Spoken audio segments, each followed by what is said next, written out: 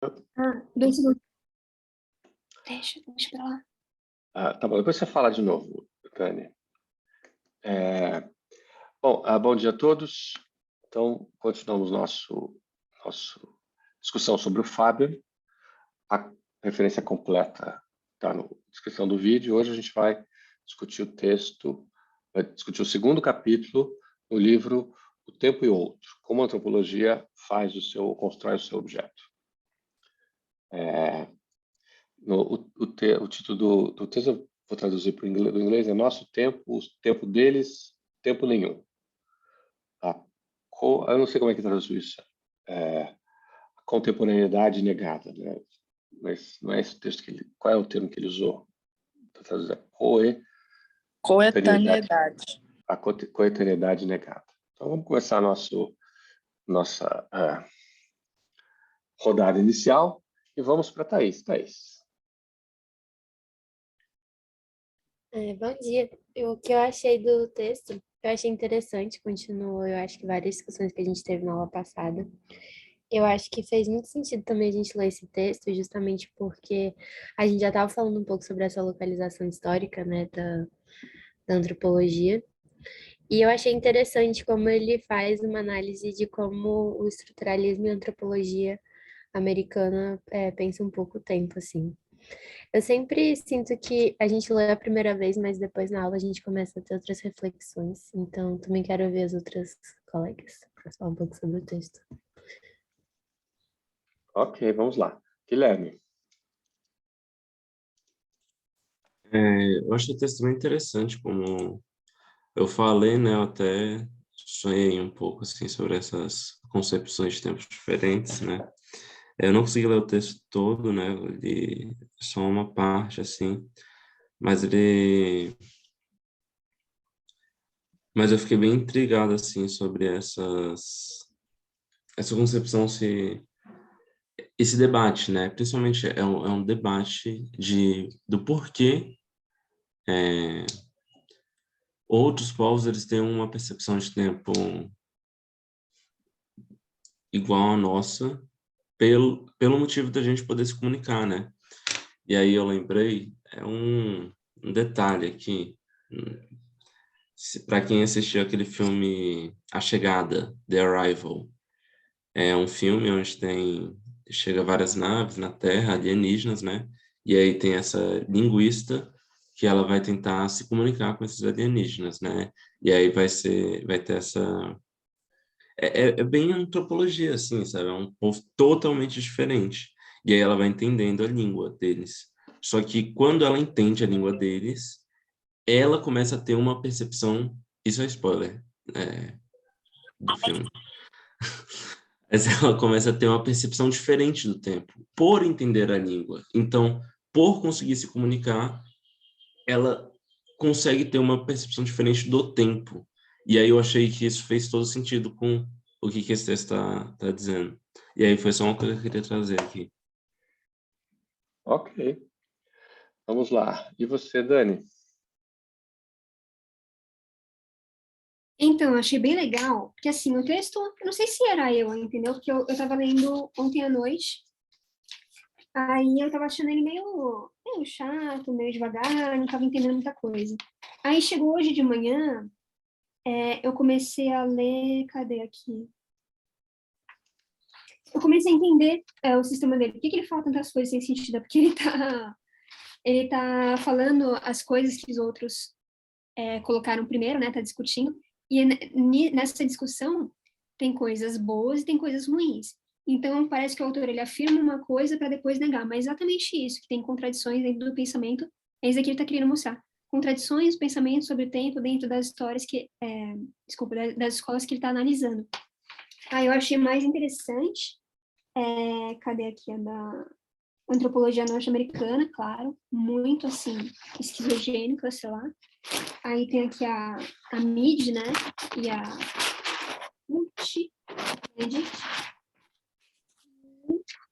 Levi-Strauss. No Levi-Strauss ele surta geral. Nossa, ele mostra o cara como um velho amoral, assim, sabe? Aquele tio da festa, assim, todo bobalhão, assim, né? Sei lá. Então, Okay. É isso. Tá bom, quer falar mais? Pode mandar bala, Dani. Não, na verdade eu não terminei de ler a parte do Levi-Strauss. Eu parei nessa parte que ele dá aquelas futucadas assim enormes no cara, entendeu? Pessoalmente, tipo, não, o cara não tem moral pra falar uma coisa dessa, ele não tem moral. Caio, e você, Caio? Oi, professor. Então, eu achei essa parte do texto mais fácil de ler. Eu acho que é exatamente por isso, né? Porque ele faz um remontado das outras teorias de como entra o tempo, né? Nos outros pensadores, assim. Passa boa parte, né, dessas páginas que a gente foi fazendo isso. Mas, ao mesmo tempo, um pouco difícil de pegar as críticas dele, né? Porque ele fala que no comecinho do capítulo ele até fala, né, que ele vai desenvolver mais as críticas no próximo capítulo do livro, ao longo do livro e tudo. Que eu acho que ele é muito cuidadoso, né? Assim, tipo, ele quer apresentar o que os pensadores estão pensando, quer criticar aos poucos e tudo. E aí eu fui lendo, fui gostando, assim, né? É aquilo, eu mantenho as coisas que eu falei na aula passada ainda, assim. Acho que seria muito mais fácil a gente pensar a partir de um tempo de só, minhas opiniões vão ser muito polêmicas. A primeira citação de todas que ele fez lá no texto, deixa eu lembrar o nome do cara aqui, nem sei quem é, desse Gellner aqui, por exemplo. Eu sei que tem muita problemática dele nessa citação dele, assim, mas eu gostei muito dessa forma de pensar, por exemplo, sabe? Assim, tipo, então, minha posição aqui vai ser muito ruim. Quero ouvir, vou falando aí, mas os posicionamentos sobre esse tema são muito ruins, eu acho. Assim, tipo, eu sou muito conservador. Tá bom. E você, Bárbara? Eu achei o texto interessante, mas também eu não tenho nenhum comentário agora. Eu quero ouvir também. E gostei já do que as pessoas falaram, então me representou. Ok, Bárbara. E você, Rodrigo? Eu parei para pensar que eu acho que a gente leu 3 capítulos desse livro, desse texto. Dois. Esse é o segundo. É porque eu tava, pelo menos o comentário que o pessoal tá falando, eu tava já começando a achar que eu não li a primeira parte, mas eu tenho as anotações aqui, mas enfim. É, eu achei esse capítulo interessante. Um ponto que me deixou, assim, é porque eu achei que ele usou umas palavras meio complicadinhas que não tem nem tradução, tipo assim, não tem, você não consegue encontrar o significado, tipo, direto, assim, por associação, alguma coisa assim. Mas, enfim, aí nisso me deixou um pouco travado na leitura, né?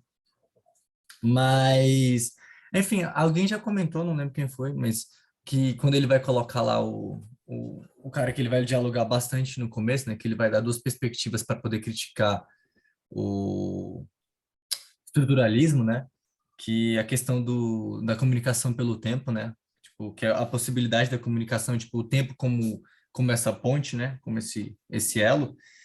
E, assim, achei muito interessante, mas não sei. É,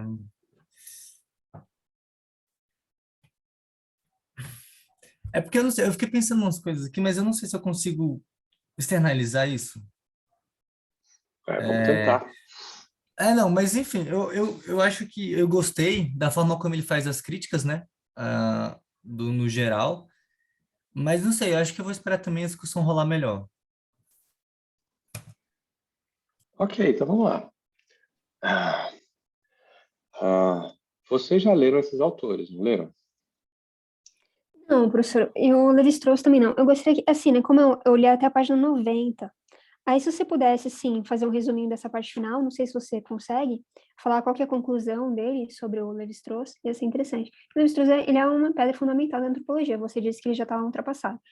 Agora, talvez seja Como disse nesses isso. pontos que você está apontando. Eu disse que quando um autor como ele começa a ser criticado é porque muito que ele disse já foi incorporado. Mas isso você disse na aula anterior, nas aulas lá do começo do semestre, você disse isso, que o Levi-Strauss estava ultrapassado. Tudo bem, tudo bem. Não vamos brigar por causa disso.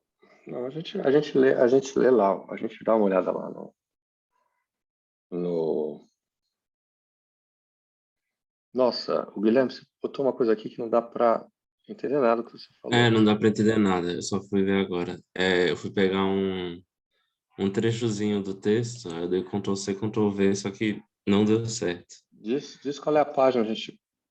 Não, na página 75, Peraí. 75? Isso, 75. No segundo parágrafo, no final. Ele fala, mesmo quando o conceito de tempo não é explicitamente discutido, ele é claramente considerado em clássicos. E aí ele vai falar a ementa de TA1, praticamente, né? Falar sobre De Boas.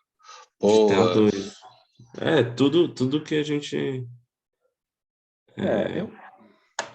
Eu sei que vocês já leram, mas aí, como é que vocês se colocam? Você acha que ele tem razão? Se o autor tem razão? É. Ah, com certeza, Qual né? assim, a Ele está interpretação que mostrando. ele tem? Vocês leram esses autores, vocês acham que ele tem razão no que ele está criticando?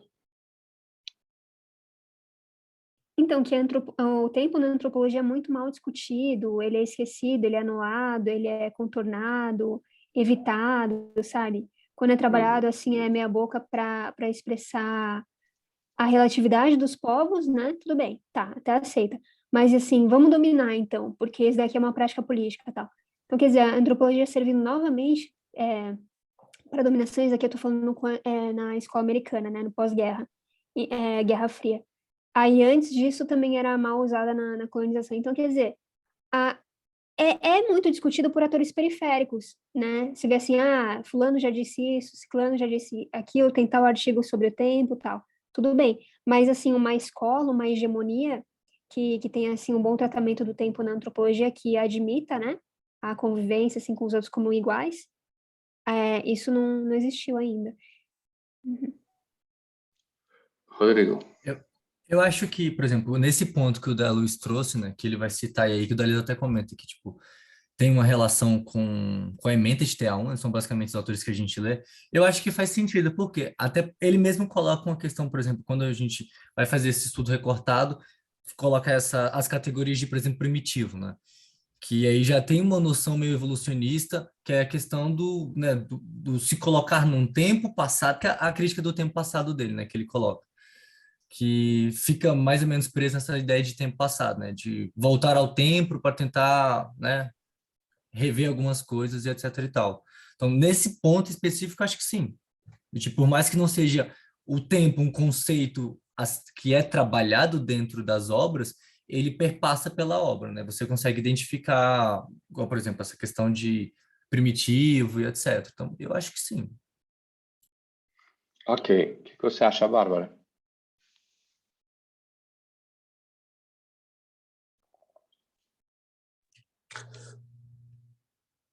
Eu acho que eu concordo com o autor.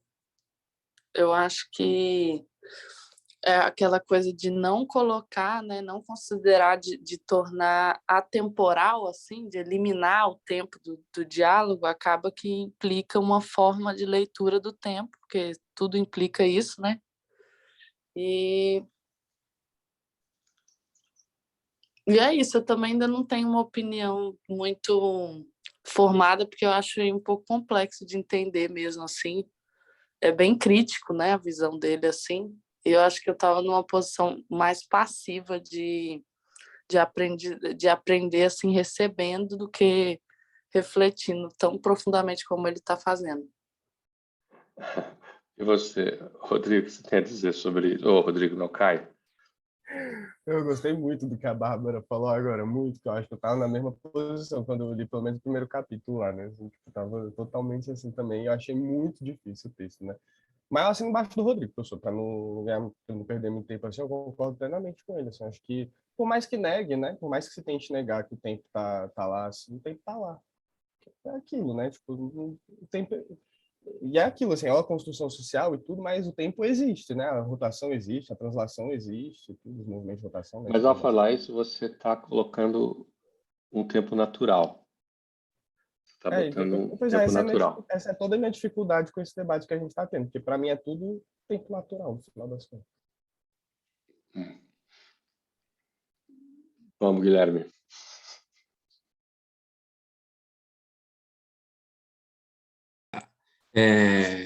Pois é, algumas coisas. Pensar.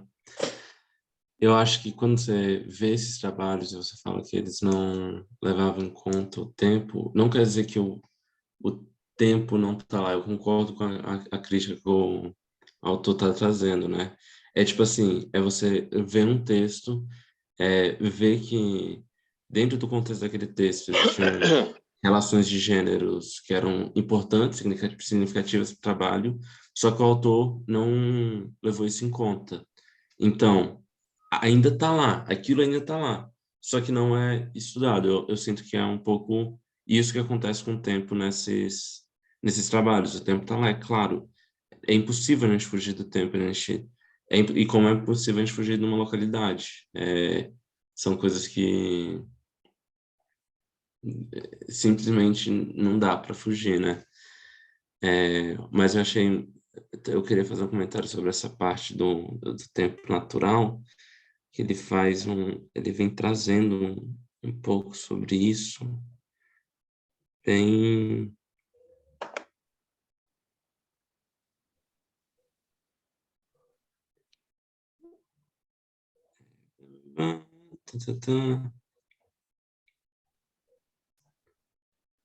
Eu vou procurar aqui e depois eu... Depois você fala pra gente, tá bom? Uhum. Rodrigo. Tem a Thaís ainda, professor, eu acho. Thaís, você tinha levantado. Thaís. Eu não tinha. Ai, ainda tô com a voz meio ruim. Mas eu ia comentar que o que eu achei assim do texto foi que ele fala sobre essas tradições, muito sobre o enfoque que eles dão, né? Tipo, ele até diferencia, eu acho que bem no início do texto, que uma coisa é contornar a questão da coetânea por meio dos usos da relatividade cultural, a outra é anular essa questão. E para mim é muito isso, assim, que algumas tradições focam em outros aspectos da análise e não colocam essa questão do tempo como uma questão central. Mais ou menos isso que eu entendi, assim, da análise dele. E eu concordo um pouco, quando você analisa com centralidade um ponto, você pode esquecer um pouco enfim, né, tipo, contextualizar, assim, e analisar essa questão. É interessante nessa parte do Levi-Strauss, quando ele fala que, na tentativa de negar o tempo, ele reafirma, ele reifica como a existência apenas de um tempo, como é que chama aquilo? Tempo natural, né? Então ele nega, assim, que o tempo seja cultural, sei lá. É uma grande salada que o Levi-Strauss fez, parece que propositalmente, para afirmar a antropologia frente à história, né? Tentar derrubar a história e tal, só para se autoafirmar mesmo. Enfim, é isso. Pergunte, Bárbara. De uma página específica que tem um trecho que eu acho que talvez seja importante, mas que eu não entendi. Tá bom. Qual é a página? Página 74. O tempo Peraí. é o segundo capítulo da página 74. Segundo parágrafo, você está falando, depois que ele fala do Parsons? Isso, segundo parágrafo. Ok. O tempo está internamente conectado ao desvio em virtude do fato de que o tempo é uma possessão, ou seja, um recurso de natureza limitado por um ator e uma sociedade. Aí essa parte tudo bem, entendi. Se o Não, tempo peraí, é uma... eu não achei onde você está. Você está na página 64 do inglês ou português? 74 do português, 74. Não entendi. Agora, olha só, tal quanto passava ciente disso em social systems. É esse o Depois disso, parágrafo. professor. No meio, É logo na no frase meio. seguinte. É logo na frase seguinte. Tá bom, então começa de novo. Preocupado como estava. Aqui, ó. O tempo está internamente conectado ao desvio em virtude do fato de que o tempo é uma possessão, ou seja, um recurso de natureza limitada para um ator e uma sociedade. Se o tempo, é essa parte que eu fiquei com mais dúvida, se o tempo é uma condição essencial para o alcance de uma meta, a má alocação do tempo está na base da maioria dos comportamentos desviantes. Devidamente alocado, o tempo é um meio de se afastar do conflito e da indiferença. Aí seria essa parte. Será que você podia falar melhor o que ele está querendo dizer ali? Porque eu achei um pouco confuso, mas acho que é uma parte bem importante. Olha, o que ele está querendo... Porque eu não entendo, faz um tempo que eu não leio Parsons, né? Então, o Parsons, ele está fazendo uma teoria do equilíbrio, né? Uma sociologia do equilíbrio, e da manutenção da sociedade, enfim, tem várias implicações, né? Então, o problema é o seguinte: pensa a sociedade ela se mantém, ela se reproduz de uma maneira apropriada ou não, ok? Então, olha só, se o tempo é uma condição essencial para o alcance de uma meta, o que é uma meta? Futuro, sei lá. É um objetivo, né? Mas uma meta é um objetivo intencional, não é um objetivo não intencional. Então, vamos supor, eu quero me formar em 3 anos, mas aí eu resolvo sair todas as noites, ao invés de estudar. Exemplo besta. Claro, vocês acham que eu vou me formar em 3 anos? Acho difícil, né? Por quê? Porque eu vou ter coisas mais interessantes para fazer. Só quem não for sair foi me meter com política. Peguei 7 anos nas costas. Então, tá vendo? Isso, como você é réu primário, você já está saindo. Graças a Deus. Então, olha só. Então, a má alocação do tempo está na base da maioria dos comportamentos desviantes. Por quê? Eu gostei disso, assim, eu tinha estudado essa questão do funcionalismo sob a visão do Dahrendorf, né, da ciência política. Aí, se não me engano, ele chama de estrutural funcionalismo, coisa assim, as escolas são juntas, então, sei lá, né? Mas aqui eu vi que são diferentes, tudo bem. Aí, funcionalismo é o seguinte, tem lá a fábrica, a administração, são coisas bem assim, sabe?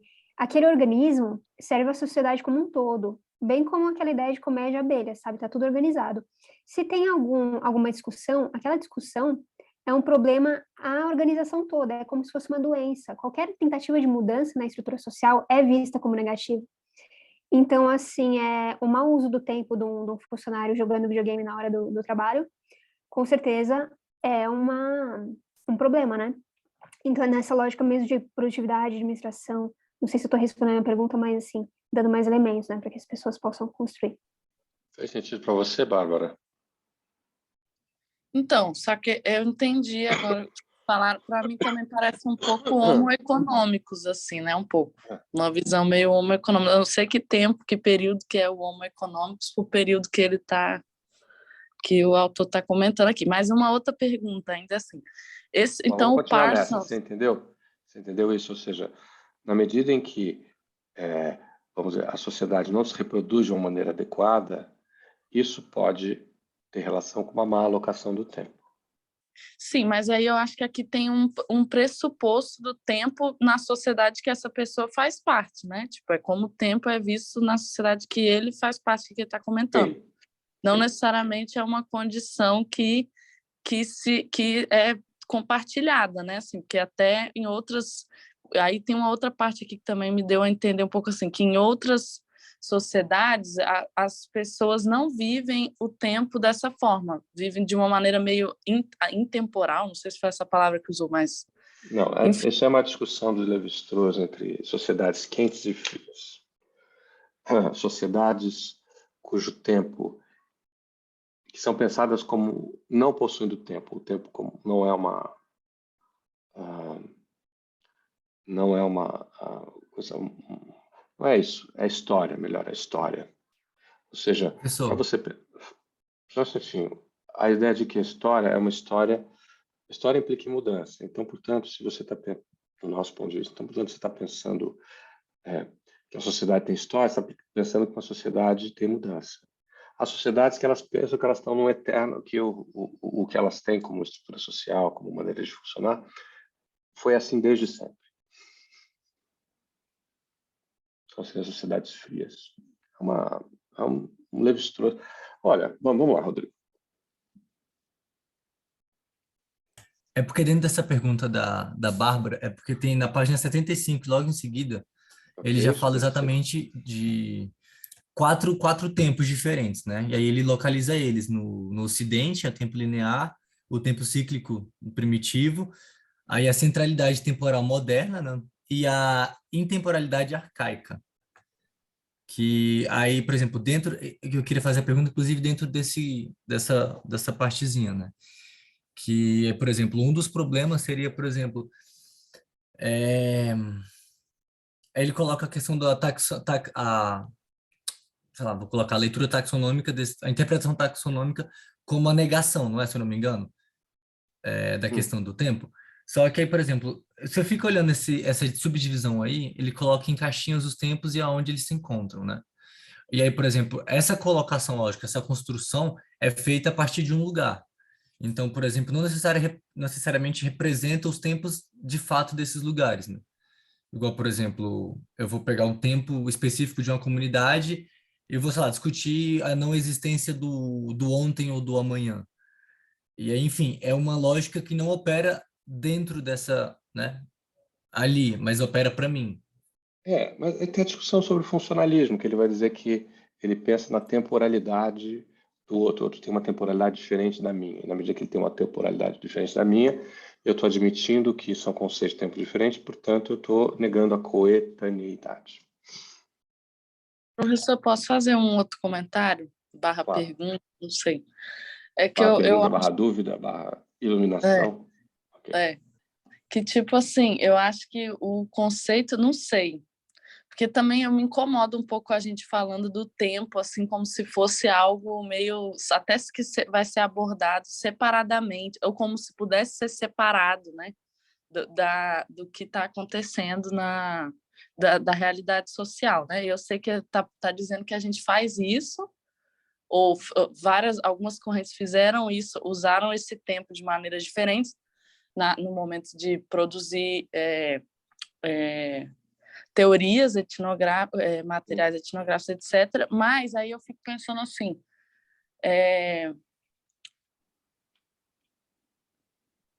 será que essas formas que a gente está, que os autores estão colocando o tempo dentro dos seus trabalhos, não revelam só a forma como eles mesmos vivem suas vidas e como eles mesmos concebem o tempo a partir disso? Ok, desenvolva. Tipo assim, você está numa sociedade, está toda industrial, aí todo mundo tem altas desigualdades, aí as pessoas vão, as pessoas super largadas à própria sorte, outras vivendo bem, e aí está surgindo umas teorias de eficiência, de homo econômicos, umas visões do que é ser homem, do que é ser humano, tal, que não englobam várias pessoas, não, que são bem limitadas, assim, e que dividem, fragmentam, e aí você chega à conclusão que o tempo é uma coisa baseado naqueles todas as outras conceitos que você também está tendo ali, você está recebendo sua tradição, né, vamos dizer assim. Não é Ok. isso que acontece? Em grande parte, sim. Que foi a questão do tempo, do primeiro tempo, né? Talvez o tempo dos evolucionistas. Bom, vocês querem saber o que eu achei? Eu acho a crítica dele mal colocada, em muitos momentos. Acho, por exemplo, o, os primeiros antropólogos não negavam o tempo. Acho é o que ele está dizendo também, né? Na medida em que eles acham que eles têm uma outra maneira de pensar o tempo,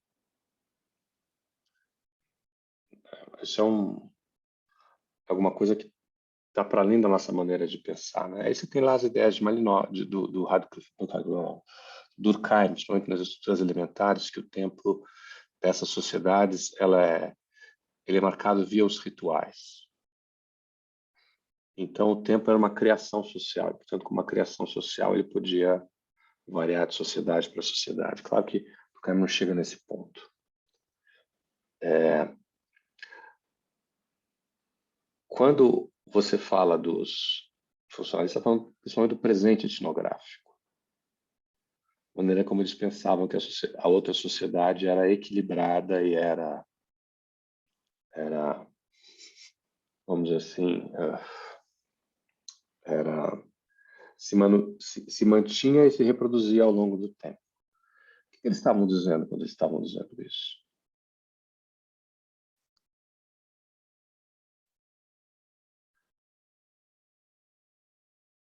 Estavam dizendo muita coisa, mas uma das coisas que eles estavam dizendo é que aquelas sociedades, elas operavam de uma maneira completamente diferente da nossa, que eram sociedades autossustentáveis, ricas e, vamos dizer assim, equilibradas, elas se mantinham ao longo do tempo, etc. O que interfere nessas sociedades? É o colonialismo. São as maneiras, é o poder das armas. Então, e por que não a história? Porque havia uma crítica, que é justamente crítica ao momento anterior, que é os evolucionistas, que tentavam botar a história junto da geografia. Quando você está indo para lá, você está indo para longe, são menos complexos, são menos evoluídos, biologicamente eles são inferiores, etc. Então, é uma crítica a esse momento. Então, todos esses elementos estão dialogando uns com os outros. E agora, o que o Fabian está trazendo é uma crítica, que é uma crítica muito do século, que é a questão da assimetria, que o antropólogo se achava mais do que um certo sentido. É como se o evolucionista tivesse saído do tempo e ido para a pessoa do antropólogo, né? Que ele vai dizer a verdade sobre o outro. Em que medida isso influenciou no outro? É uma outra discussão. Os antropólogos acham que influenciou. Eu acho que há bons motivos para dizer isso. Mas eu também acho que às vezes há um certo exagero. Tem que examinar caso a caso, né?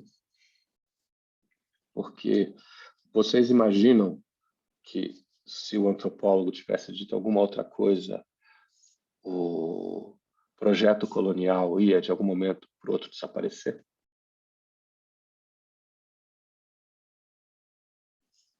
O que você acha, Guilherme? Não, Claro que é não, aquela né? coisa. Não. O objetivo dele não era entender o outro, o objetivo dele era dominar o outro por armas, era extrair economicamente, era ocupar espaço, era minerar os diamantes lá da África do Sul, construir. Fala. Perdão. Não, Pode falar, acho que Bárbara. era tipo o que ia fazer o mapeamento mental para poder fazer a manipulação, né? Mas para que eles precisavam manipular se eles iam lá e conquistavam com as armas, davam tiro de canhão e acabavam? Porque não é suficiente, porque o número de pessoas que chega do colonialismo num lugar é pequeno comparado. Ainda tem muita arma, mas depois de um tempo pode ficar insustentável se você não tiver outras táticas para, junto com aquilo, continuar, entendeu? Eu acho. Você podia fazer como os romanos, você cooptava metade, uma parte deixava o resto. Você simplesmente dá riqueza para uns e dá para outros, deixa que eles se administrem. Você impede a guerra, põe ali uns que foi a maioria dos... Você acha que os administradores coloniais tinham antropólogo de plantão? Não, professor, eu acho que a história se responde a si mesma, né? Os desdobramentos disso. Quer dizer, os antropólogos viam aquilo tudo acontecendo, não podiam falar muita coisa, senão, sei lá, perdiam os empregos, eram, sabe? Ah, não, você não vai ser chamado para essa operação, tal, você não vai poder viajar lá. Né? Simplesmente cansados, se não mortos, né? Se eles escrevessem para o jornal, por exemplo, eles podiam acabar sumindo. Então, quando o tempo passou, quando o tempo da colonização passou aqui, surge um monte de antropólogo falando, não, vamos discutir a metodologia da antropologia que servia à colonização. Muita serviu, mas muitos antropólogos foram omissos, né? Porque talvez não tinha Tem de possibilidade de tudo, fazer. como qualquer campo, com qualquer campo humano. Algumas coisas, inclusive algumas coisas que os antropólogos produziram para para os aristócratas coloniais foram ou não foram levadas a sério. Por exemplo, você dizer para eles, olha, aqui tem um sistema jurídico que a gente devia respeitar. Às vezes, deixar de lado. Claro, vou botar as cortes coloniais. E nesse próprio contato com as cortes coloniais, você tinha uma, como é o mesmo nome? Você tinha já um diálogo acontecendo, tinha uma adaptação acontecendo, Mas o Caio já tinha levantado a mão, Caio. Não é porque eu concordo muito com a Bárbara nesse aspecto assim também e indo para um pouco do que a Daniele fala assim, né? Não necessariamente o que o antropólogo produzia do local da colônia, assim, né? E interferir de fato no que a metrópole fazia para dominar. Mas eu acho que tem alguns desdobramentos disso, de compreensões de que, por exemplo, é mais fácil você manter a longo tempo sob seu domínio se você apaga questões históricas daquela sociedade, se você apaga coisas leva da sua para lá, né, que foi o que aconteceu também, em dada medida, isso facilita a perpetuação disso, né? Então, um pouco da globalização no final das contas, né, dos primórdios da globalização assim também. Mas eu acho que no final das contas o que pesava mais é o que a Daniela falou, assim, né? Tipo, você vai lá para falar mal do que eu tô fazendo? Não vai, tu vai perder seu emprego, tá ligado? Tipo, não tinha espaço para você ir Você pesquisar também no pode lugar e dizer falar isso. mal do... Talvez aí o presente etnográfico, né? Ou seja, o antropólogo só vai ser crítico do colonialismo muito mais tarde. Mas, gente, a Europa colonialista não foi o primeiro e último império que teve no mundo. Nem todos os impérios tinham antropólogos. Funcionava muito bem, obrigado. Então, o que a gente tem aí é uma outra dimensão, né? Quais são os pressupostos que esse tipo de crítica ele supõe? Bom, primeiro, eu acho que é um tipo de crítica que ela está numa dimensão importante, que é a dimensão que é o seguinte: vamos passar para os pressupostos que a gente está utilizando. Ele traz uma coisa interessante, que é a ideia de que os pressupostos que a gente está utilizando, eles têm uma dimensão de poder.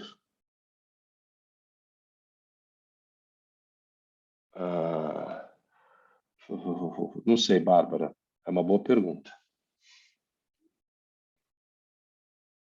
Então,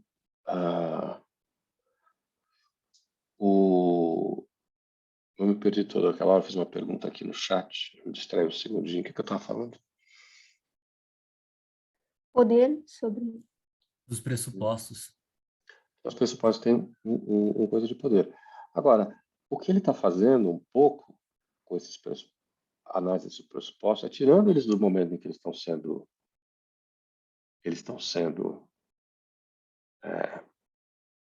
colocados, no contexto em que eles estão sendo colocados. Está colocando tudo no mesmo plano, que é o plano da epistemologia, que é um plano que nega o tempo. Fez sentido isso que eu falei? A minha nunca negou. A minha é completamente Não é isso. Na hora que você fala de dialética. epistemologia, você está falando dos conceitos que você está utilizando para pensar o objeto, o que é verdade, como você chega a ele, etc. Nesse plano, você não está falando de história. A história é parte da epistemologia, não está para além dela. Esse é o meu ponto. Tá, então, deixa eu ver se eu peguei. Hum. Ele faz a crítica dentro de uma perspectiva histórica, mas na verdade ele está usando dentro da epistemologia. E é por isso que não faz sentido. Por exemplo, ele vai trabalhar uma perspectiva dos antropólogos que estavam lá no presente antropológico, só que ele coloca isso dentro de uma perspectiva de conceito. E aí por isso que talvez não faça tanto sentido assim a crítica dele, porque ele desloca, né, a relação de tempo. E aí, como se tudo tivesse a ver com hoje. O que ele está dizendo aí é uma coisa muito importante. Que o contexto é muito importante, que é o contexto no qual o colonialismo deixa de ser um pressuposto da ação etnográfica, da ação do antropólogo, vamos dizer assim. É o contexto no qual essa ação se dá, com o qual eu tenho diálogo, para ser um objeto de reflexão. Então, professor, sobre a progressão da ciência na história, né? Tem um cara que são 2 blocos. O primeiro foi sensacional, quase assim, perto, né, do que ele queria falar, mas ele fez as críticas, bem comportado, tudo bem. Aí depois vem outro bloco, foi até um pouco mais fácil de entender o outro. Os erros eram um pouquinho mais gristantes, tal, dava para separar bem as ideias de um e outro. Depois veio a Benedict.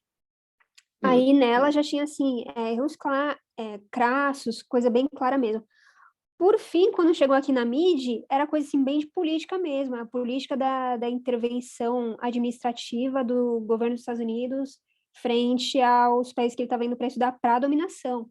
Muito interessante. Então, assim, coisas que a gente já vê que isso não é antropologia legal, né, tal. E, por último, ele chega aqui com o Levi-Strauss, que chama o cara de imoral, né?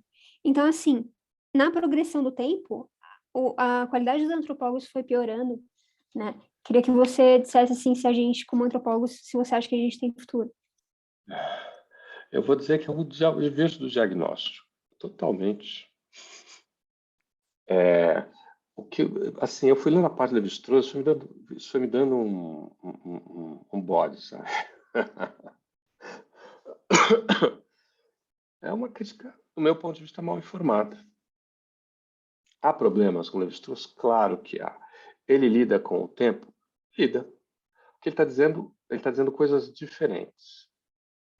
Primeiro, toda essa conversa sobre o outro ser diferente de nós e tá num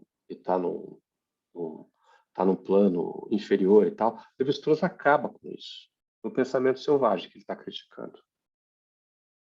Quando ele vai dizer que a estrutura lógica dos mitos é a mesma estrutura lógica da ciência. Que os mitos, que as sociedades eram tão científicas quanto a nós.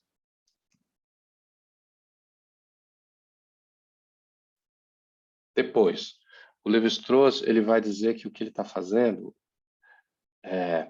tem toda uma dimensão que para Saussure está na linguística diacrônica e para a razão, linguística diacrônica e história não são a mesma coisa, né? Mas Saussure também não está dizendo que o sistema, como Levi-Strauss também, que o sistema não tinha história. O que está dizendo é outra coisa. O que ele está dizendo é que qualquer história do sistema é uma reorganização do sistema. E que o sistema é um sistema simbólico. Então, pega uma língua. A língua se modifica, não se modifica ao longo do tempo. Mas muitas vezes você não consegue dizer exatamente o momento que ela se modificou. O que você tem é que, num determinado tempo, as pessoas estão se comunicando, o código tem que ser compartilhado. Então, logicamente, é o mesmo código. Que você pode estudar sincronicamente, que é o quê? Você vai estudar, você tira o tempo. E como você faz isso? Você estuda a relação entre ideias. Que é o que ele está, que é a dimensão simbólica, a dimensão de construção do sentido.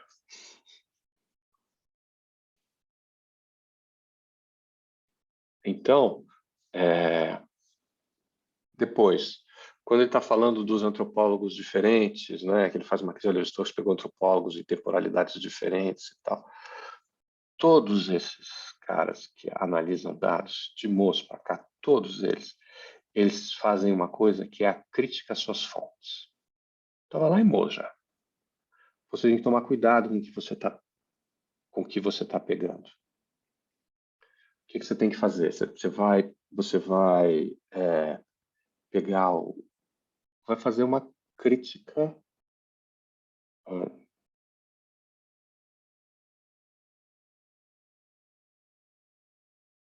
acha que o problema do tempo cultural, a crítica, que eu não sei exatamente qual que você está se referindo, e aí a gente lê e discute, Rodrigo.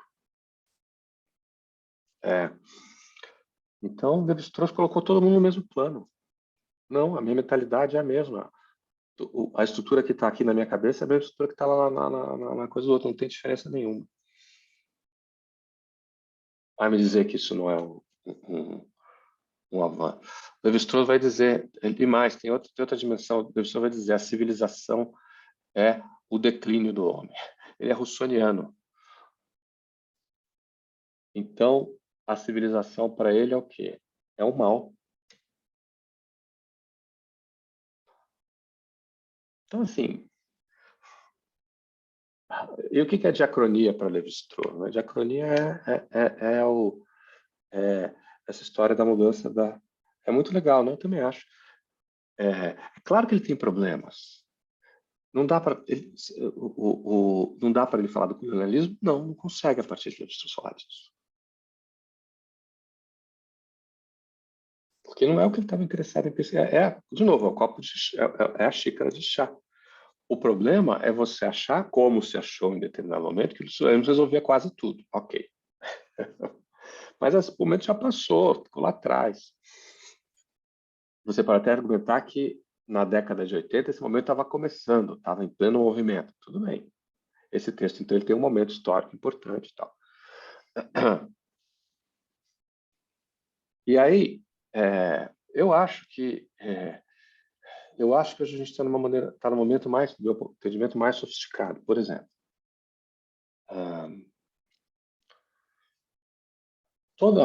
vou pegar um outro ponto.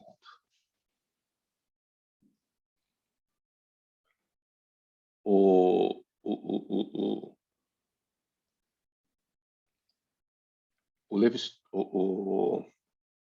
ai, meu Deus, eu não estou falando Levi-Strauss. Professor, se assim, o Levi-Strauss está desculpado pela história, você acha que a mídia e a Benedict estão também? Eu acho que elas são, Não é que eles estão de desculpados pela menor. história. Eles tomaram decisões no momento em que eles estavam vivendo que tinham a ver com as possibilidades concretas, coisas. O momento ele passou. Ele fez uma intervenção, a gente tem que reconhecer a importância como o Ruth Benedict também. Né? Eu li o Crisântemo Espada, é um livro muito legal. Pode estar absolutamente equivocado, mas foi muito legal. Eu estou chegando à seguinte conclusão. Na verdade, a gente não fala do outro, a gente fala de nós mesmos a partir do outro. Como se o outro fosse um mundo possível de nós mesmos. Cai. Não, eu concordo muito, professor. E, tipo assim, hoje também, essas pautas, elas chegam mais à academia por meio dessas pessoas que vivem isso, né? Assim, dessas pautas mais, tipo, que deslocam esse pensamento que a Dani traz aí da mídia, por exemplo, né? Do próprio Levi-Strauss também, em alguma medida. Uhum. Então, parte muito da gente, né? Isso que a gente está vendo também, né? Acho que isso parte do que a gente tem de construção mesmo. Então, o que a gente produz é um reflexo de uma etapa que a sociedade está vivendo também, no final das contas, né? Assim, uma etapa de conscientização, assim, que a gente transpassa pelos É nossos gozado escritos. é gozado como a antropologia tem esse princípio que ele mesmo cita no texto, de entender os outros nos seus próprios termos. Não é? Ok. Esse, muitas vezes, não é o princípio que a gente utiliza para olhar para o nosso passado. A gente quer pegar o outro e entender o outro a partir do olhar do presente. Que acaba não funcionando. Então, assim, ele tem razão? Tem muita razão. Quando ele está falando que a sensibilidade etnográfica nesse momento está mudando e que a questão do tempo, anacronismo, muito obrigado, é isso mesmo. Mas esse é um termo histórico, né? Que é a mesma coisa que etnocentrismo, do ponto de vista do antropólogo, né? Então, olha só, esses caras, essas discussões, elas estavam presentes no momento. Eu cansei de discutir tempo, Levi-Strauss. Cansei. Cansei de discutir a falta de colonialismo que vem outros autores. Aí vem lá o Balandier, que vai falar sobre vem o Godelier, que vai falar sobre o colonialismo, vem o Pierre Clastres, que vai falar sobre no outro capítulo, ele criticou o Salins pelo Stone Age of Economics. Mas o livro, ele botou o título, porque o livro do Salins diz justamente o contrário. que o livro do Salek está falando sobre Stone Age of Economics, a economia da Idade da Pedra. Ele está dizendo que essas economias não eram economias de subsistência, que as economias primitivas não eram de subsistência, eram economias de abundância, que elas davam para suas sociedades mais do que a OMC dizia que era apropriado dar de calorias por dia, que a técnica era apropriada ao que eles estavam se propondo, ao tamanho das sociedades que eles estavam utilizando, que o tempo de trabalho médio era de 6 horas por semana.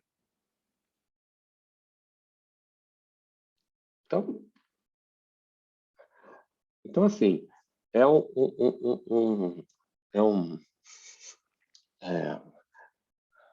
acho que eu gostei muito mais do texto do Fábio quando eu li pela primeira vez. Uma parte que ele fala assim, eu grifei aqui, mas eu grifei tanta coisa, né, que não vai dar para encontrar, mas ele fala mais ou menos assim, ó, que a gente olha essas sociedades como se fossem o nosso passado, que já é ruim. Só que a gente, além de olhar eles como se fosse o nosso próprio passado, a gente olha eles como se fosse o nosso próprio passado atrasado, ainda atrasado em comparação, entendeu, do que poderia ser. Quer dizer, nós estamos nos afirmando como superiores, sei lá, etnicamente mesmo, sabe? Quanto possibilidade de ser humano, né? Isso daí é uma crítica na qual ele tem toda a razão.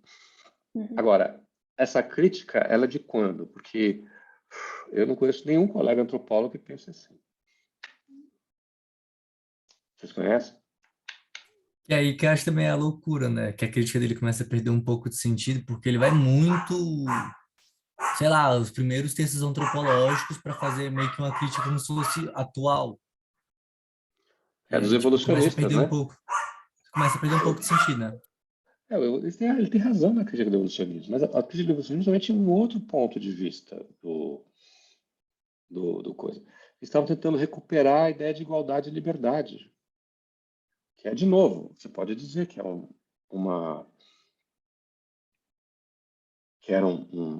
Vocês não podem esquecer que, durante a colonização, em muitos momentos, esses não eram considerados seres humanos, os indígenas.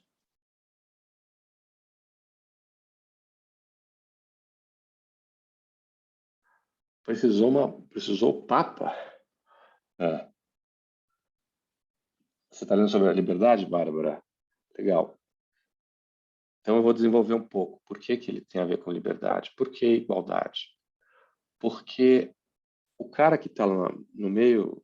Vamos pegar os Astrobrianos Malinowski, que está lá na Melanésia, ele é igual a mim. Por quê? Porque nós estamos na mesma linha evolutiva. Então eu concilio a diferença com a...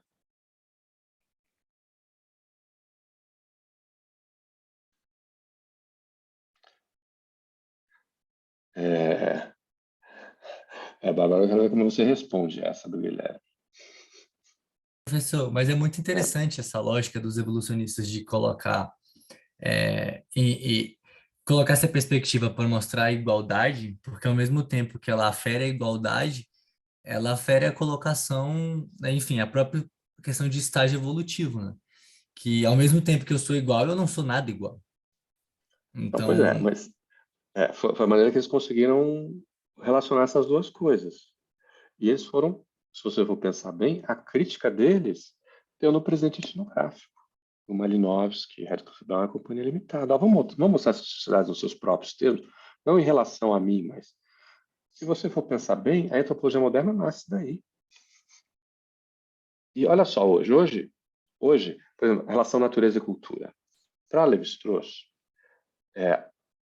o estruturalismo,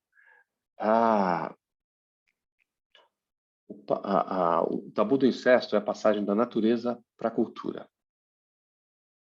Então ele está pensando a outra sociedade sobre essa ótica, né, relação entre natureza e cultura. Vem o Pierre Descolat, que é um seguidor de Lévi-Strauss hoje, e vai dizer o seguinte: olha, a gente está utilizando uma oposição entre natureza e cultura, um rompimento da natureza e cultura, que faz sentido para a nossa sociedade, mas não faz sentido para eles, no qual a relação deles está em continuidade com a cultura. Então, para eles, a relação se inverte. Para nós, a natureza é universal e a cultura é específica. Para eles, a cultura é universal e a natureza é específica. Resultado, você precisa de um outro método comparativo. E aí ele vai desenvolver isso, né? Lá nos seus textos, nas aulas do Collège de France. A gente deveria, tendo em vista ciências anteriores, a gente deveria se colocar no lugar do outro. Como é que era mesmo a estratégia? Que a gente estava discutindo sobre a história e aí a hermenêutica, né? Você tem que... Se colocar no lugar do outro, é um processo de empatia, né? Você conhece o outro melhor que o outro mesmo se conhece. Que é um problema, hoje a gente não aceita isso, mas... Qual que é a visão mais avançada que essa? Que era você ler, aí você entende, aí você lê de novo e conserta, é isso? É a ideia do Gadamer, né? De que no fundo, é um vai e vem, né? É um encontro, que tem uma fusão de horizontes no qual você se modifica para compreender o outro.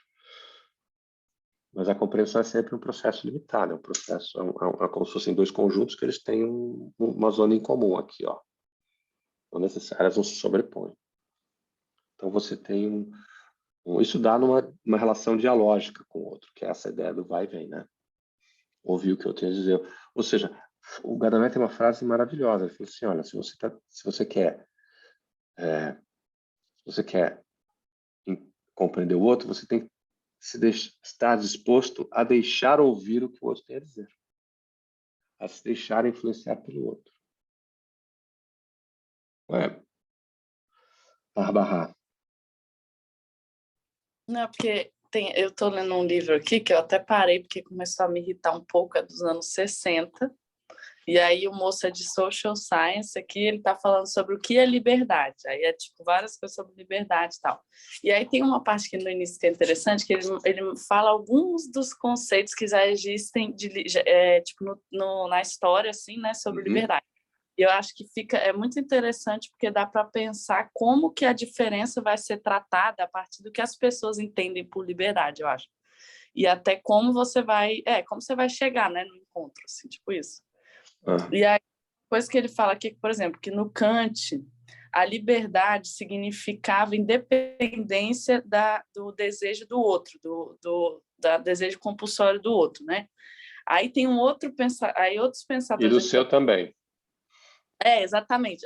Então, isso é muito atemporal, né, também. Isso é uma visão que ignora o tempo completamente, porque na prática você precisa, por exemplo, desejar comer.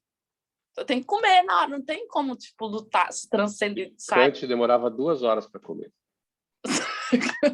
Aí tem um outro pensamento aqui, e eu acho que isso explica muito. Não só, tipo, porque quando você pensa assim, mas as pessoas não eram consideradas humanas porque tinha violência, não sei o quê. Eu não sei, eu sinto que também a violência era usada como uma forma de eliminar o impedimento do outro, que no caso eram essas pessoas que estavam lá, né? Então você queria a terra, então você ia lá e usava a violência para ser livre. Você massacra todo mundo, Você massacra todo mundo, como aconteceu no dois massacres na América do Sul e na América do Norte. Lá e aqui entrou-se em guerra propositalmente, mas a gente tem um esquecimento da nossa história intencional de achar que a gente não entrou em guerra com o índio. Entramos em guerra, sim, era uma coisa de conquista. E sobre a Casa da Torre. Não, eu acho que isso é um ponto, porque assim, depois eu não gostei muito do autor, porque ele fica querendo achar uma definição exata, mas é legal ele tentando, né? Tipo assim, procurando umas coisas. Só que aí, tudo bem, ele é dos anos 60, vamos perdoar. Mas aí tem uma parte também que ele fala sobre isso, que, de novo, né, que é a eliminação ou redução dos impedimentos. Aí tem uma outra pessoa que diz, a harmoniosa balança, e eu acho que o tempo é uma palavra-chave para observar nessas construções que ele traz aqui. Uma harmoniosa balança da personalidade, a falta de oposição e a oportunidade de exercitar a iniciativa. Tem um tempo já implicado aqui, não sei, eu sinto que ele nunca, em nenhum momento ele fala claramente essas ideias de tempo, falam, mas algumas querem isso, que você vá para um lugar além do desejo, depois parece que a gente chegou num ponto, e eu acho que é o que a gente entende, talvez, ou que muitas pessoas entendem por liberdade hoje, não é mais aquilo total do desprendimento, do desejo, mas ainda tem essa coisa de como que é que aparece o tempo nesse exercício da iniciativa, né? E no impedimento, na eliminação dos impedimentos, tem um poder aí, né? Tipo assim, Então como você está muito na cultura americana, eu vou te recomendar uns textos para você ler sobre isso. Porque, primeiro, a Declaração de Independência Americana. Segundo, o texto do Benjamin Constant, a liberdade dos modernos, a liberdade dos antigos. Terceiro, Isaiah Berlin, Dois Sentidos de Liberdade.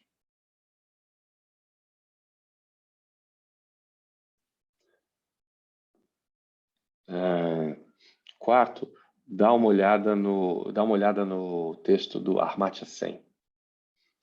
Tem dois textos, né, sobre liberdade. Desenvolvimento como Liberdade, do Amartya Sen, e On Liberty, do Mill, que está ali no fundamento disso tudo. E aí tem mais um, que é dar uma olhada no Rawls.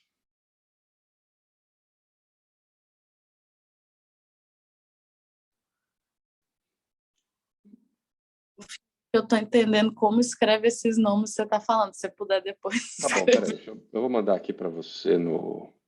Vocês querem todos que eu saber das referências ou só a Bárbara? Passa pra gente, eu achei tão legal esses daí. Referência Manda no sempre bom. grupo. Tá. Vou mandar aqui que eu tenho registrado na minha... Vou mostrar, vocês vão ver. Professor, enquanto você procura, eu posso fazer outros comentários? Claro que pode. Agora, pensando naquilo que a outra autora, a Strater, estava criticando do indivíduo e sociedade, né? Dessas categorias que são nossas. Uhum. Aí, isso é muito interessante, porque também na visão de liberdade que ele tem aqui, liberdade significa desapego, desconexão. Então, realmente, o indivíduo é uma desconexão. O indivíduo seguir o caminho dele, na visão dele aqui, por exemplo, ter desejos pessoais. Ele acredita, eu discordo totalmente, que eu acho que a realidade não prova isso que ele está falando, mas, enfim, a visão que ele construiu sobre, né, a liberdade é a desconexão, é o contrário de pertencimento. Então, o indivíduo, em algum momento da vida, supostamente, ele vai estar preso à sua família, usufruindo do conforto, sei o quê, em determinado momento ele vai se desprender, vai se desconectar, o que eu acho que não é verdade, nenhum nível, até porque, por exemplo, você escolhe ser um médico, você está seguindo seu caminho pessoal, mas isso tem uma conexão com todos, sempre vai ter, né? Enfim, não é uma coisa que... E aí também tem uma ideia dele aqui, de que quando uma pessoa break away, quando uma pessoa vai na liberdade de encontro com esses caminhos pessoais dela, ela necessariamente está fazendo um mal para o todo. Tipo, não é bom para o todo aquilo. Só que eu acho que isso não é verdade. Já na própria, se você observar a realidade mesmo, não é verdade. E é interessante, e por isso que me deu um pouco raiva dele, assim, eu fiquei com medo de ficar lendo e começar a acreditar que isso é verdade. Porque é uma visão muito... É muito interessante perceber como é que isso aqui não deve estar por trás, essa forma de pensar dele aqui, embora dê raiva, dê incômodo, está por trás de várias dessas coisas que a gente está debatendo também. Bárbara, eu vi uma época, aí, por exemplo, isso é uma perspectiva filosófica, né? De liberdade, etc. E já faz um tempo que eu li isso, mas é a mesma coisa, do tipo, sei lá, um conceito filosófico de liberdade vai por aí mesmo, do tipo, ele quebra com a noção de pertencimento, sim, e com a noção de coletividade também.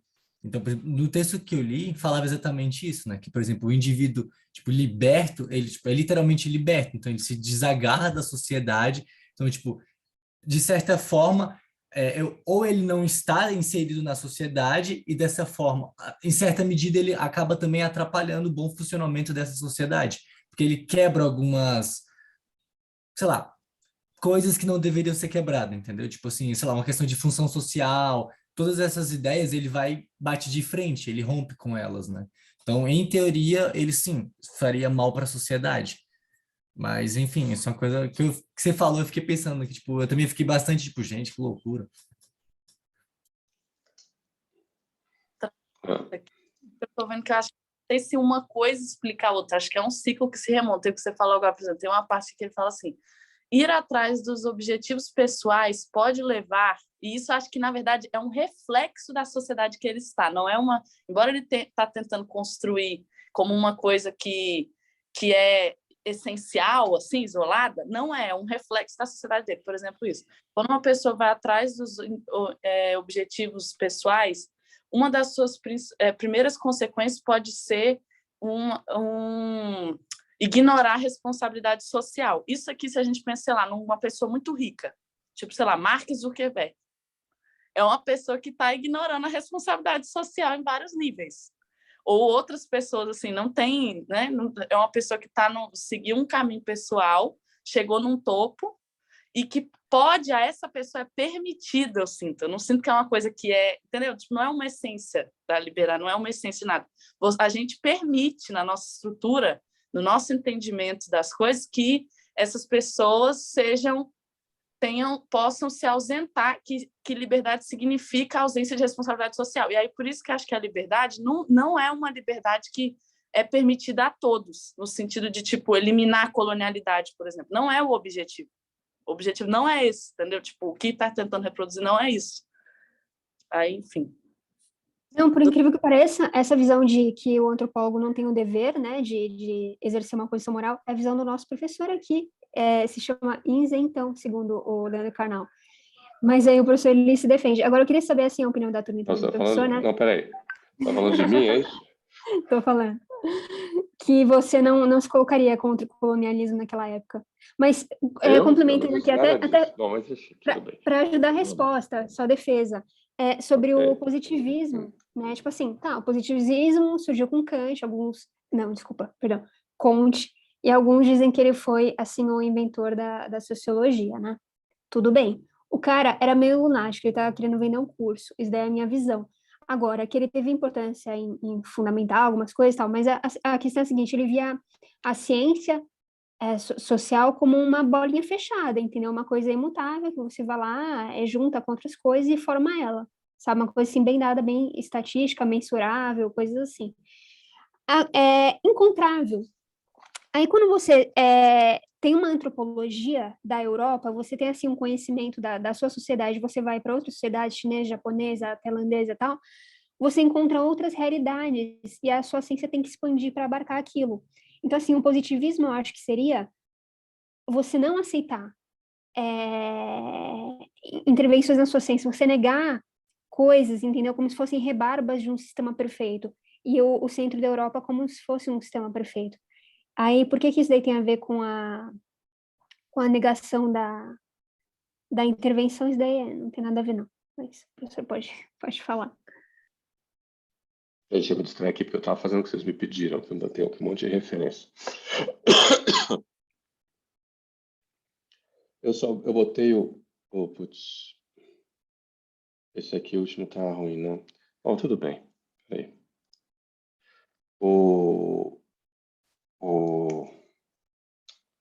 Vocês, tudo isso aí eu tenho boa parte disso aí eu tenho em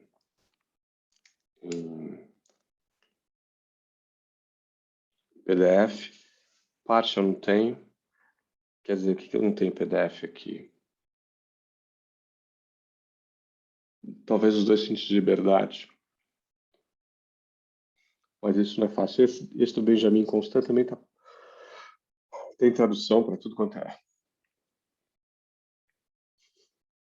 Esse aqui é o primeiro texto, é o que vai discutir a liberdade do ponto de vista dos antigos modernos, que é o sentido liberal de liberdade, o sentido de liberdade como participação política.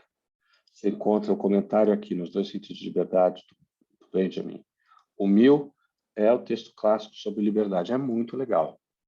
Recomendo a todo mundo que leia. Amartya Sen sobre desenvolvimento como liberdade, de novo, é um texto escrito no originalmente em inglês. Aqui eu acho que eu não tenho em PDF, não. Mas não deve ser difícil de encontrar, principalmente nos Estados Unidos. Ele é muito interessante, porque ele vai pensar, ele vai fazer uma interpretação da liberdade sobre um ponto de vista econômico.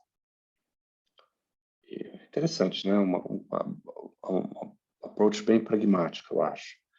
E aí você tem o Rawls, sobre teoria da justiça, que está falando de liberdade também. Sobre liberdade, né? Está falando sobre liberdade, está no centro da discussão sobre teoria da justiça. Precisa ler tudo. Inclusive, tem um capítulo especialmente que ele vai discutir liberdade.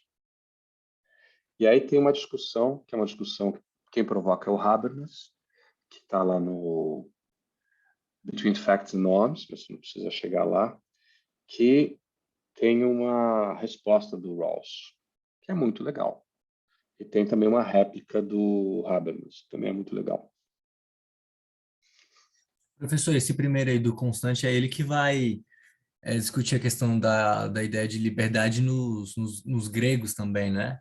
A É, participação política, etc e tal. exatamente. O Dois Sentidos de Liberdade do Burling é muito legal, porque ele vai falar sobre... no fundo, ele está no momento da Guerra Fria, então ele vai falar sobre a União Soviética e os Estados Unidos, e mostrar como, por detrás da concepção desses dois, tanto quanto do liberalismo, você tem duas concepções de liberdade opostas. Como que elas se misturam também. Como levada ao limite vai dar problemas. É muito interessante esse texto Burling. São textos... Todos esses são textos que eu diria clássicos.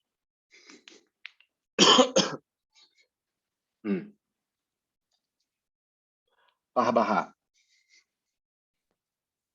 Não, só mais um ponto que você comentou na aula, eu copiei, mas não sei onde é que está aqui, mas eu me lembro mais ou menos.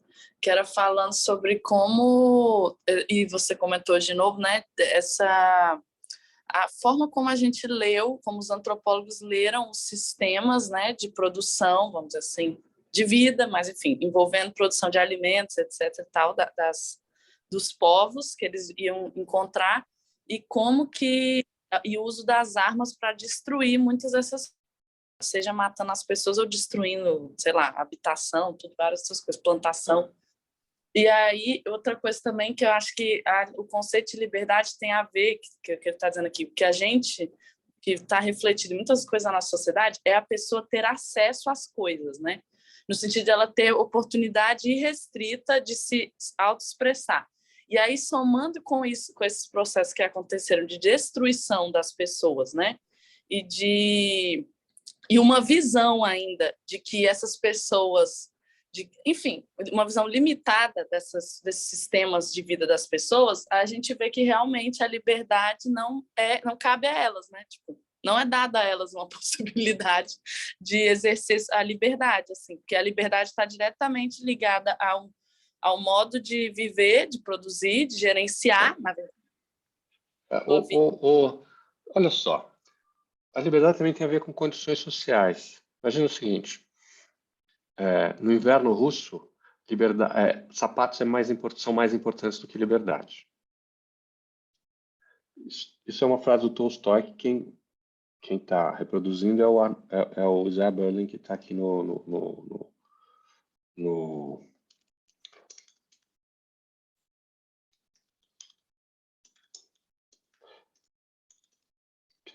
que eu citei ali mandei no chat da gente. Depois, tem um autor que eu gosto muito, embora ele seja um cara de extrema, seja um neoconservador, né? Mas eu acho ele bastante interessante. Chama-se John Gray. E tem um texto que ele vai pensar o liberalismo como uma forma de tradição, que eu acho bem legal.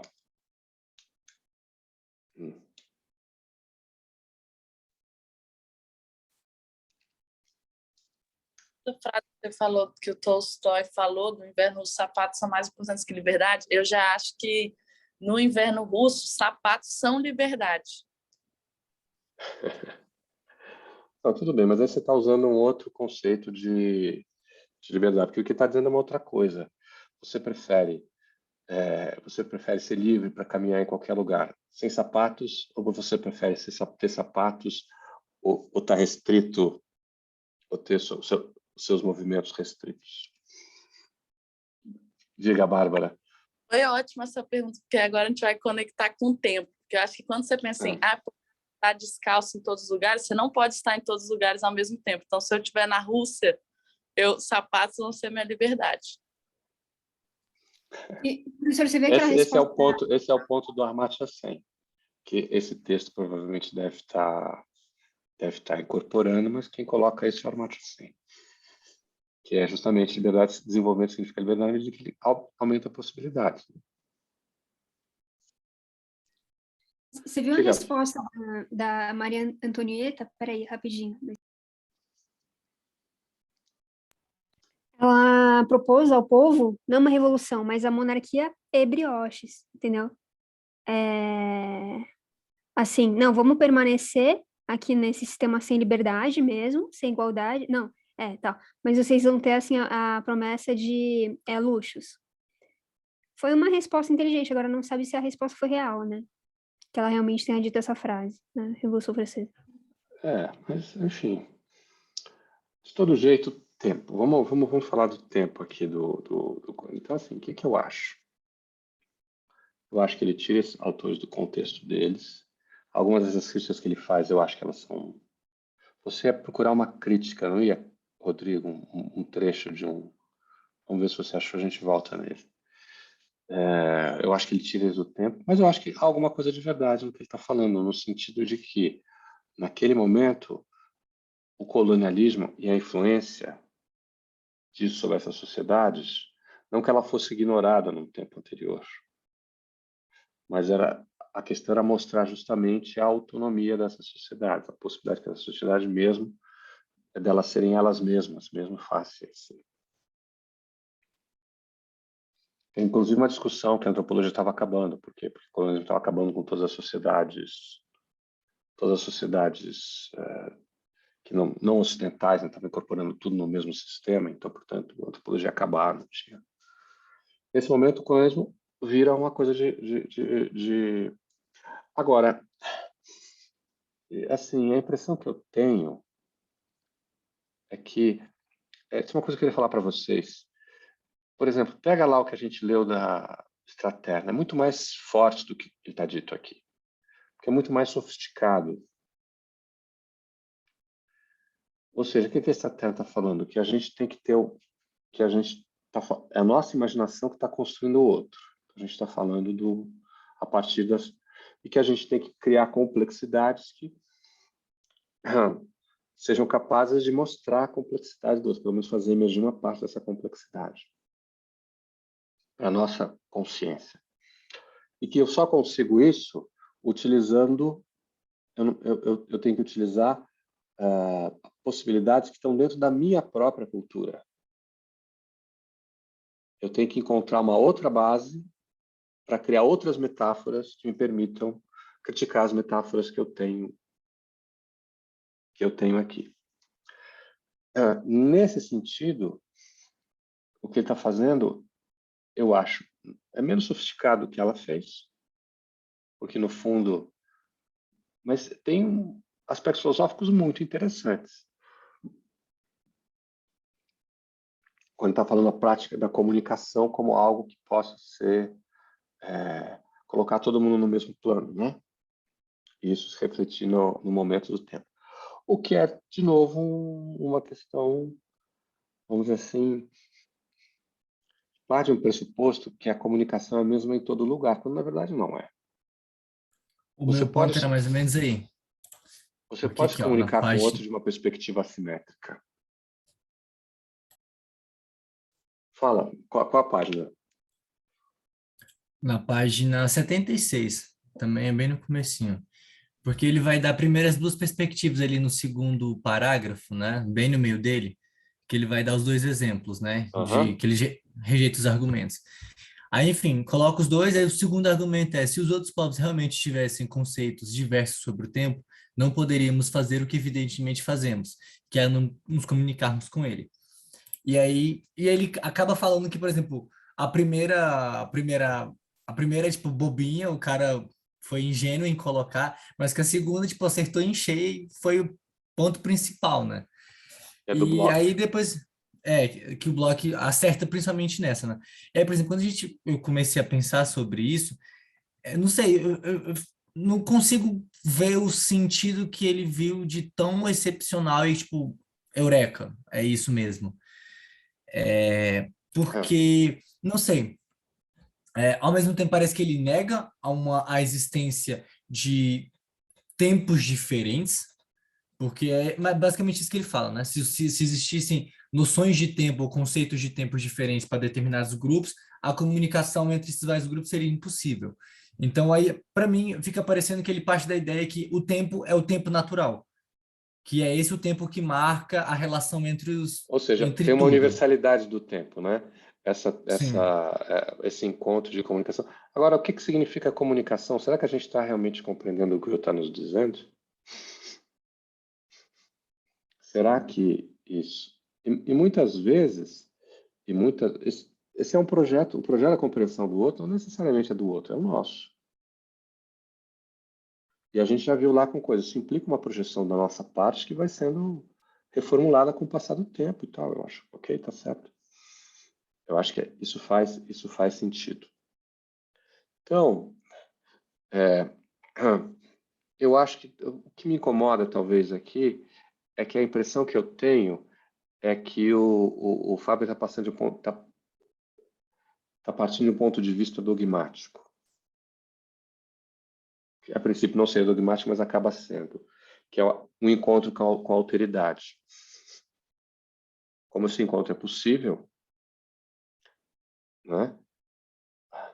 E esse encontro, então, é aquilo que nos permite rever todas as nossas teorias, portanto, é um princípio não dogmático, né? Porque é um princípio prático, e transforma num princípio dogmático na medida em que ele imagina que essa comunicação ela se dá universalmente da mesma maneira, ou que ela significa a mesma coisa em todo lugar.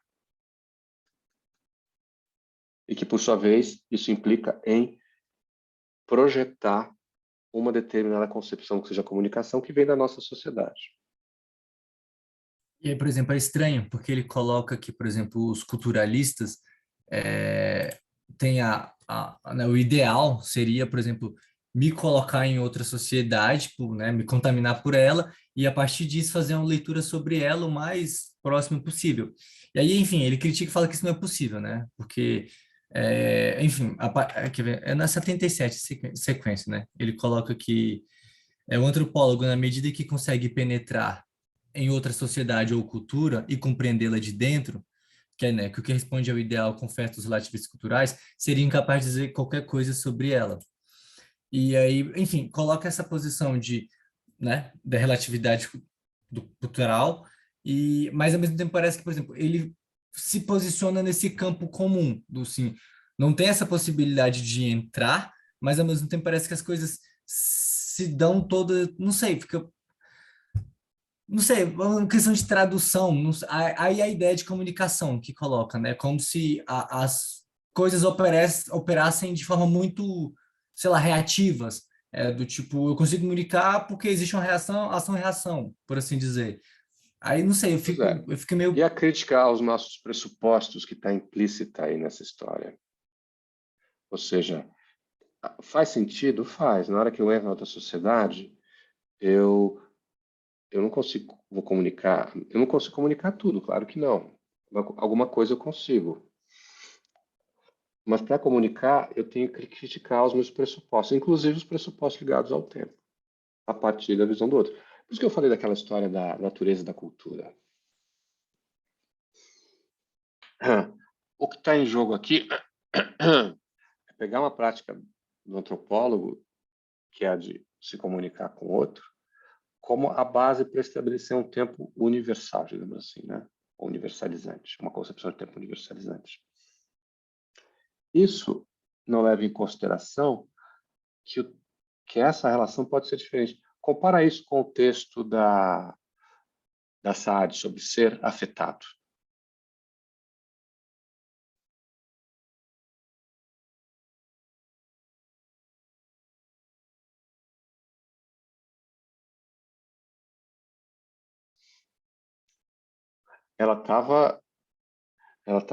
Ela sofreu feitiçaria, não era isso? Esse o ponto? Ela foi um objeto de feitiçaria.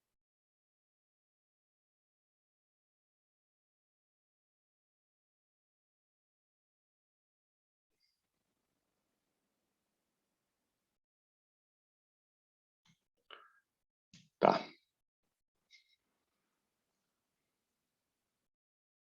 Que é a observação participante, né? É a observação participante. Na verdade, a observação participante é uma criação de algo que, na verdade, é um encontro, né?